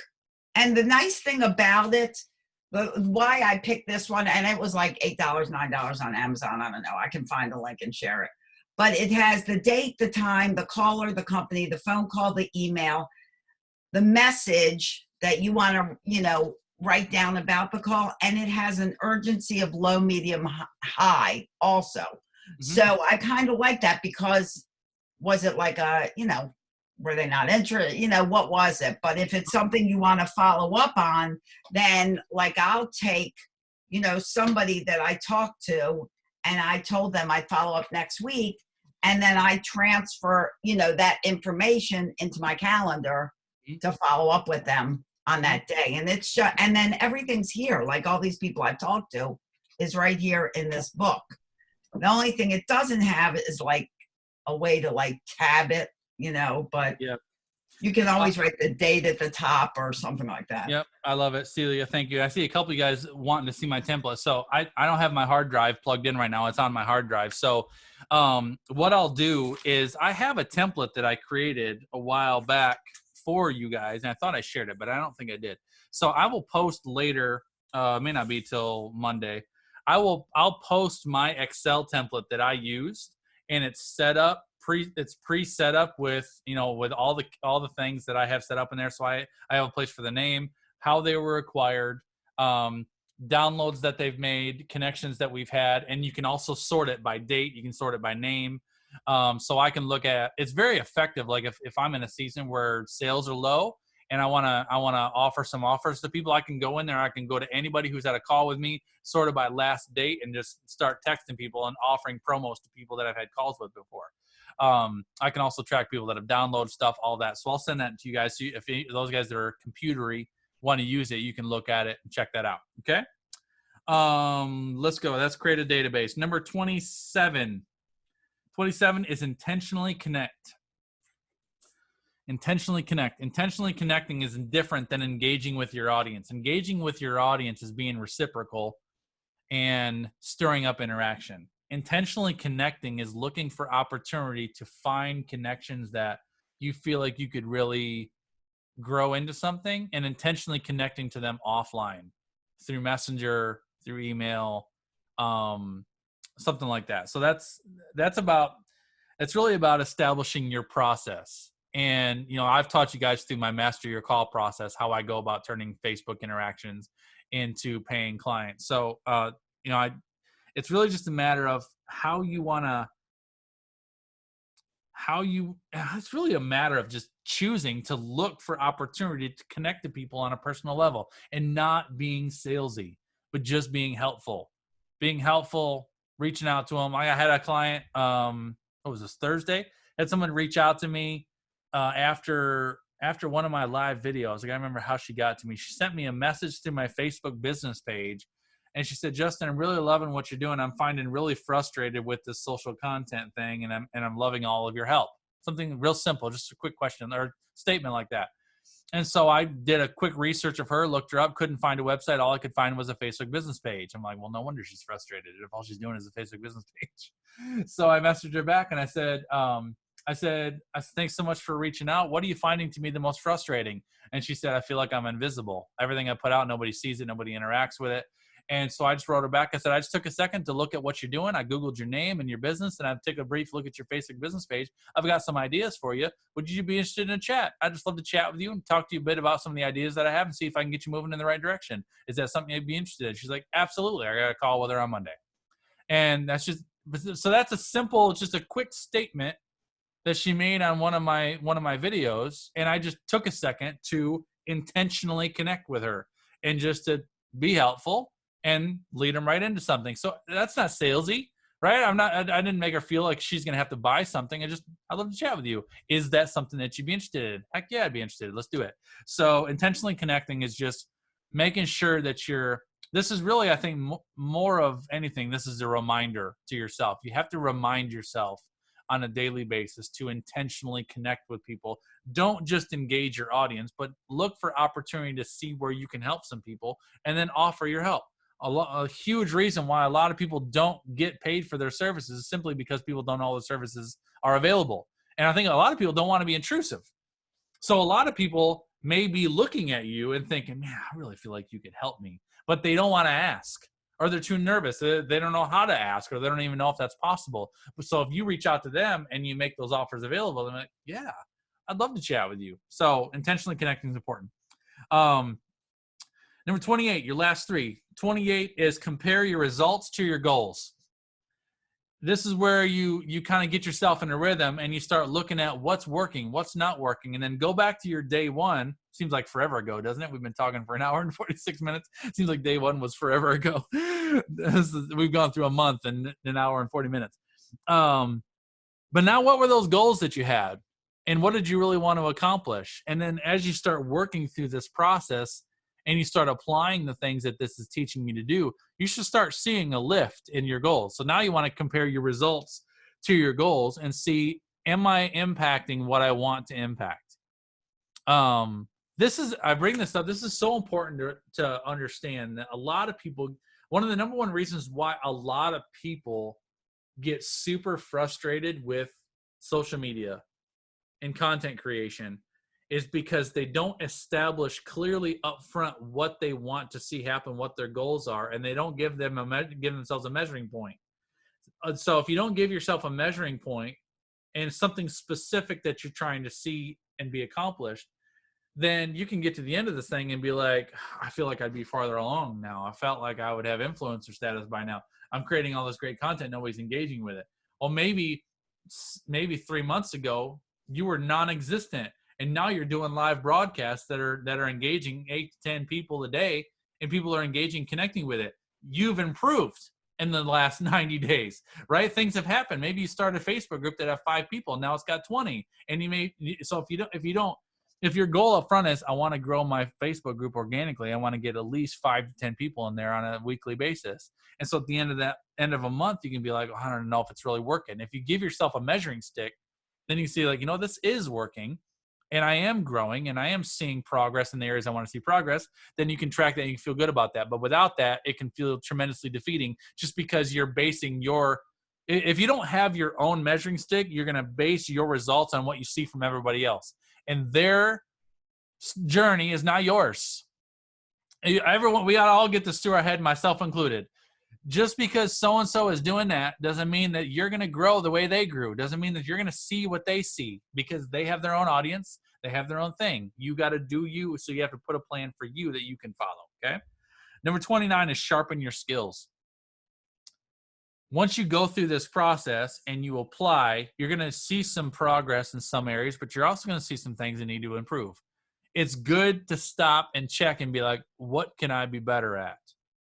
What do I need to clean up? What's working? What's not working? Where can I trim the fat a little bit and really hone in on what I'm good at and stop trying to force results in areas that just aren't working for me?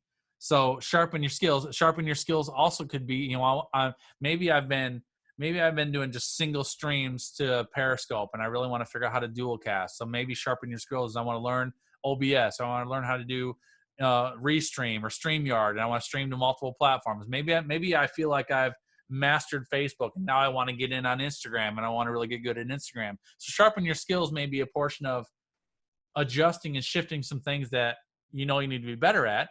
Or it could be like, I feel like I've really gotten good in this area. It's time for me to add another area or to level up in some way.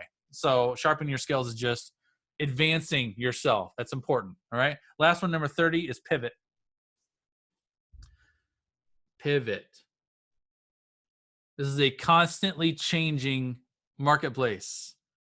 You have to be this is more than ever, more than probably any other career or business in the world. You've got to be able to be so flexible, and you've got to learn how to kind of read the signs and read your people and make adjustments where adjustments need to be made. Just because you laid out plans for the next 90 days, you may go 30 days and be like, you know what, I need to flip these plans upside down because things are going to change, especially in this season that we're in right now, right? So I challenge you at the end of every 30-day mark, ask yourself, do you need to pivot? Is there anything that I need to pivot, or am I on the right track? And there's going to be seasons where you're like, I'm on the right track, and you stay the course. You stay the course, push this through, get this done, and you keep riding this train, riding this momentum. But then there might be also a season where you'd be like, all right, I need to shift. I need to shift something here because I feel like I got a new fresh idea or whatever. You need to pivot. So that's your 30-day map. I'm so sorry I couldn't get that done in 90 days, guys, but I think the conversation was good.